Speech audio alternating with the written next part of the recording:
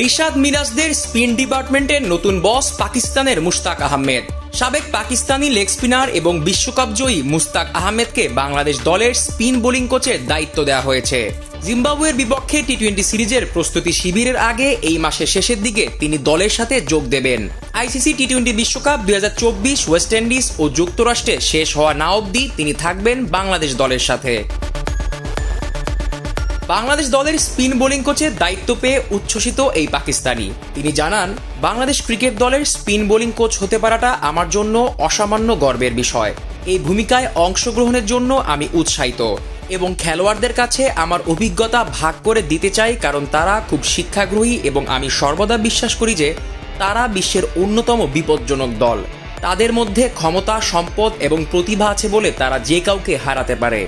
আমি তাদের মধ্যে এই বিশ্বাস জাগানোর চেষ্টা করব। দলের সাথে কাজ করার সুযোগ পেয়ে আমি খুবই উত্তেজিত।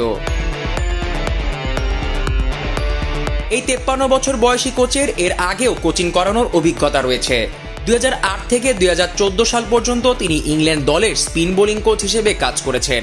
কোচিং ক্যারিয়ারে সবচেয়ে লম্বা সময় তিনি পার করেছেন ইংল্যান্ডেই। এছাড়া 2019 ও 20 সালে ওয়েস্ট ইন্ডিজ দলের স্পিন ডিপার্টমেন্ট ছিল তার দখলে। অবশ্য নিজ দেশের কোচিং করানোর দায়িত্বটা পেয়েছিলেন একটু দেরিতেই, 2020 থেকে 2022।